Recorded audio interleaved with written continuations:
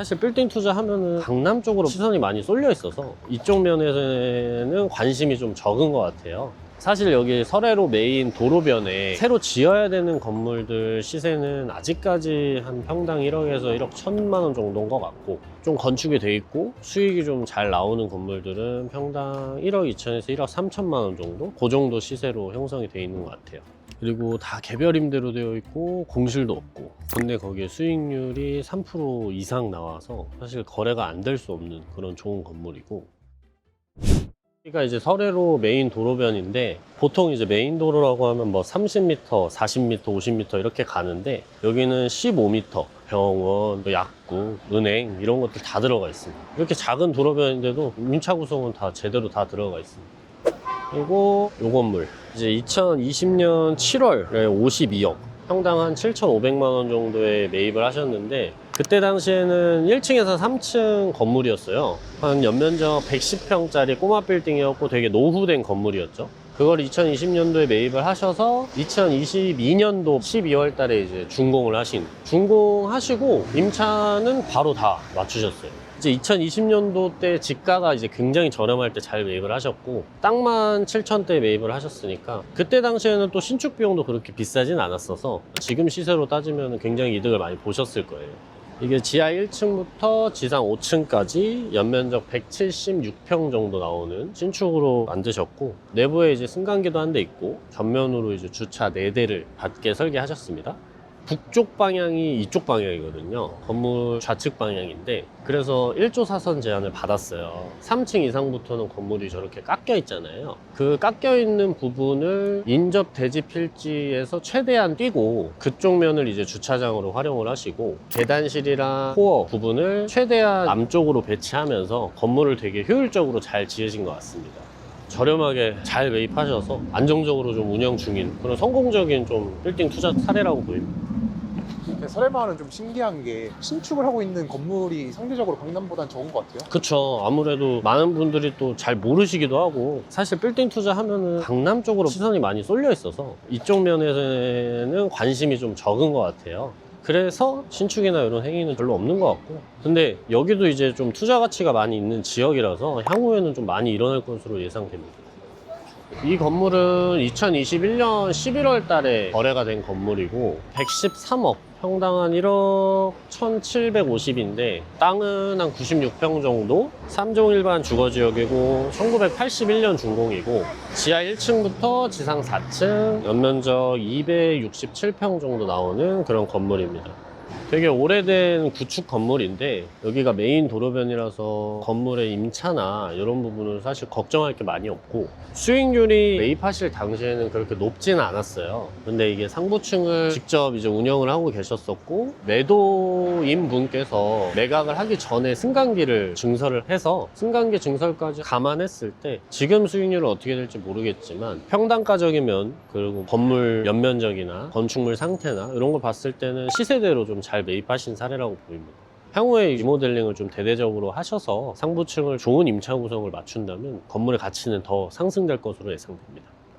그리고 여기 올리브영 들어있는 건물도 2020년 9월 달에 이제 매각이 됐고요. 2007년에 이제 준공이 됐고, 이게 총 3필지인데 땅이 132평 정도 나와요. 2020년 9월 달에 150억 5천, 평당 1억 1,400만 원 정도에 매각이 됐습니다. 지하 1층부터 지상 6층 건물이고 연면적은 430평 정도 나와요. 중형 빌딩이라고 볼 수 있죠. 그리고 1층 임차도 되게 잘 들어와 있고, 2층 임차, 저 이자카야도 되게 유명한 데로 알고 있어요. 그래서 임차 구성도 되게 좋고, 상부층으로 올라가면 대부분이 병원, 메디컬로 이루어져 있기 때문에 임차 안정성이나 수익률 측면에서도 굉장히 잘 매입을 하셨고, 다만 이제 땅이 크다 보니까 총 매매가 자체가 조금 많이 올라가 있다. 그래서 아마 접근하실 수 있는 분들이 많지는 않았을 것 같아요. 강남 서초 쪽 투자를 희망하신 분께서 매입을 하신다면 되게 잘 매입을 하신 것 같고, 사실 여기 서래로 메인 도로변에 새로 지어야 되는 건물들 시세는 아직까지 한 평당 1억에서 1억 1천만 원 정도인 것 같고, 좀 건축이 돼 있고 수익이 좀 잘 나오는 건물들은 평당 1억 2천에서 1억 3천만 원 정도, 그 정도 시세로 형성이 돼 있는 것 같아요. 그리고 이 건물이 또 용적률 이득도 한 46% 정도 봐서 맨 꼭대기층을 이득 본 층이라고 보시면 될 것 같아요. 아까 제가 저기 이면에서도 말씀드렸지만 이면은 대부분 음식점이나 뭐 에스테틱 이런 게 형성이 돼 있다면 이쪽 대로변은 1층에는 올리브영이나 뭐 베스킨라빈스, 국민은행, 메가커피 대부분 이제 프랜차이즈 임차인으로 구성이 되어 있고 상부층은 이면에 있는 뭐 에스테틱이나 뭐 피부과나 이런 것도 당연히 들어가고 더 큰 병원들, 사무실이나 이런 것들도 좀 잘 들어오고 그리고 여기 보시면은 파리크라상 있는데 파리크라상이 아무데나 안 들어가거든요. 파리바게트랑은 틀린 거죠? 파리바게트의 상위 버전이라고 보시면 돼요. 아. 그러니까 스타벅스랑 스타벅스 리저브 있으면 아, 파리바게트는 파리바게트랑 파리크라상이 있다고 보시면 돼요. 타워 팰리스나 이런 데 좀 들어가는데 설해마을에도 파리크라상이 존재한다. 상권 자체는 기업들 입장에서는 되게 높게 보고 있는 상권이라고 보시면 될 것 같고 소비하시는 분들께서 어느 정도 소비력이 있으니까 잘 하지 않았나 그렇게 생각합니다. 그리고 저희가 프랑스 학교부터 지도상으로 좌측을 이제 살펴봤는데 우측도 좀 볼 거예요. 근데 좌측이랑 우측이랑 상권이 약간 달라요. 약간. 좌측은 음식점 그리고 상부층에는 에스테틱 이런 근생이 좀 많이 들어가 있으면은 이 우측 쪽에는 음식점도 물론 존재하지만 상부층에는 사무실 그런 용도로 쓰는 분들도 되게 많아서 분위기도 조금 달라요. 여기 설해향 있는 이 미성 빌딩 요것도 원래 이제 회사 사옥으로 쓰던 건물을 매각을 하신 거예요. 그때 2020년도, 2019년도 이때쯤 매각을 하셨을 텐데 지금도 사무실 용도로 이용하고 있는 건물입니다. 여기도 대지 평수가 정말 말도 안 되게 크죠. 규모감이 조금 있는 그런 건물들이 많이 있어요. 뭔가 아까 좌측 설해마을은 되게 근생, 좀 소비하는 상권? 아기자기한 그런 게 많았다면 이쪽에는 병원이라든지 대형 임차인들이 좀 많은 차이가 있는 걸 보실 수 있습니다. 그리고 확실히 오피스가 섞여 있는 것 같아요. 네, 여기는 오피스가 좀 많이 있어요. 그래서 이 뒤쪽으로는 실제로 사옥이나 이런 걸로 사용하시는 분들도 많고 그리고 마지막으로 이 건물인데 이것도 2025년 1월 달에 이제 소유권이 넘어갔어요. 131억 5천, 평당 1억 380만 원에 매각이 됐고 땅이 126평 정도 되고 2종 일반 주거지역이고 2005년 1월 달에 지어진 건물입니다. 지하 1층부터 6층, 연면적은 한 465평 정도 나오는 중형 건물이라고 보시면 될 것 같아요. 그리고 이 도로가 6m, 6m 코너에 있는 건물입니다. 이게 사실 규모감이 어느 정도 있고 이면임에도 불구하고 131억 5천이면 총매가가 큰 편이거든요. 그래서 예전에 이제 거래가 잘 안 됐다고 보여요. 그리고 시장도 그때 당시에는 별로 좋지도 않았고 그리고 이 건물도 용적률이 한 93% 정도 이득을 봐서 118평 정도? 한 개층 반 정도 이득을 받고 건물 관리 상태도 좋고 임차 구성도 1층 미용실, 음식점, 상부층에 병원도 있고 학원도 있고 체형 교정, 뭐 PT샵, 가정의학과 이런 것들이 좀 잘 구성이 돼 있어서 임차 구성도 되게 좋습니다. 그리고 다 개별 임대로 되어 있고 공실도 없고 근데 거기에 수익률이 3% 이상 나와서 사실 거래가 안 될 수 없는 그런 좋은 건물이고 주차도 법정으로 나와 있는 주차 대수보다 훨씬 많이 될 수 있어요. 지하 1층은 지금 주차장으로 구성이 돼 있어서 지하에도 주차될 수 있고 여기 상부층에도 미용실 앞쪽으로 주차를 더 많이 될 수 있어서 주차 대수도 되게 이득을 많이 받습니다. 다만 아쉬운 점을 꼽아보라면 건물 계단실이나 승강기 코어가 건물 가운데 있어서 사용할 수 있는 면적을 이렇게 나눠놨기 때문에 그 부분이 조금 아쉬운데 지금 상권 특성이나 임차 구성이나 임대료를 받는 입장에서 봤을 때 나눠져 있어도 문제되는 게 별로 없어서 약간 아쉬운 점이긴 하지만 그래도 괜찮다. 지금도 다 공실 없이 운영되고 있고 수익도 잘 나오고 있기 때문에 그 점은 되게 좋은 것 같습니다.